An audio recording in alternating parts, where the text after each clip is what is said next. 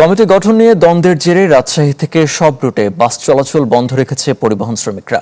কাউন্টারগুলো খোলা থাকলেও সকাল থেকে ছেড়ে যায়নি কোনো বাস। দর্শক, আরো জানাতে রাজশাহী থেকে যোগ দিচ্ছেন সহকর্মী আবরার শাইর।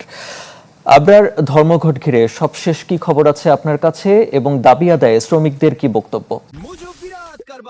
মোজো 1 লিটার ও 2 লিটার কিনে তুমিও জিতে নিতে পারো ফ্যামিলি কার, স্পোর্টস বাইক, টিভি, আইফোন ছাড়াও থাকছে লক্ষ লক্ষ নিশ্চিত গিফট। ধর্মঘট আসলে আক্ষরিক অর্থে সেভাবে তারা বলছেন না। শ্রমিকরা একাংশ, এদের মধ্যে দ্বিধাবিভক্তি আছে।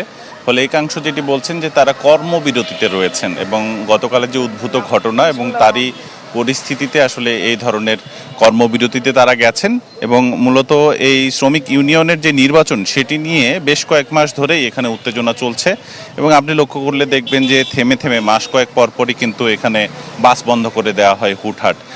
ফলে জেলার মধ্যে আসলে কোথাও বাসগুলো যাচ্ছে না। যেগুলো ছিল গতকাল, যেগুলো ফেরার কথা ছিল সেগুলো আজকে সকাল পর্যন্ত ফিরেছে।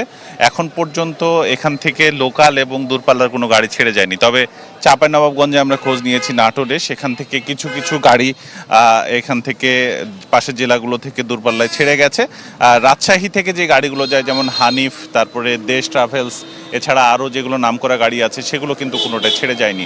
আরেকটি বিষয় যে রেল কর্তৃপক্ষের সেবা যেটি রয়েছে সেটির ফলে কিছুটা দুর্ভোগ লাঘব হয়েছে, তবে কিছুটা ট্রেন বিলম্ব রয়েছে। আজকে আমরা জেনেছি যে সিল্ক সিটি এক্সপ্রেস সকাল 7:40-এ যাবার কথা, সেটি গেছে সকাল 9টায়। এতে করে অনেক মানুষ অবশ্য যারা বাসে যাওয়ার টিকিট কেটেছিল তারা ঢাকাতে যাওয়ার একটু সুযোগ পেয়েছে এবং যারা আসলে টিকিট কেটেও যেতে পারেননি তাদের টিকিটের টাকা ফেরত দিচ্ছে এই কাউন্টারগুলো। তবে শ্রমিক সংগঠন যারা আসলে এই কর্মবিরতির ডাক দিয়েছেন তারা এখন পর্যন্ত আনুষ্ঠানিকভাবে কোনো বক্তব্য দেয়নি।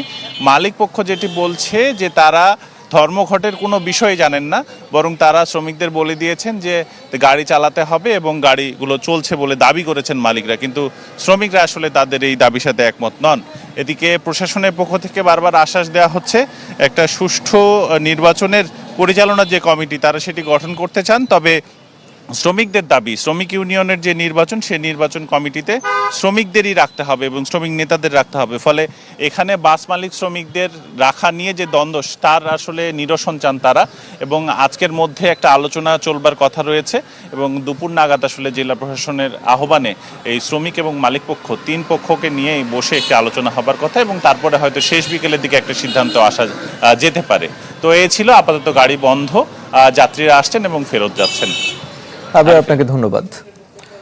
রাজশাহী থেকে সব রুটে বাস চলাচল বন্ধ রয়েছে, এ ব্যাপারে জানাতে যুক্ত হয়েছিলেন সহকর্মী আবরার শাইর।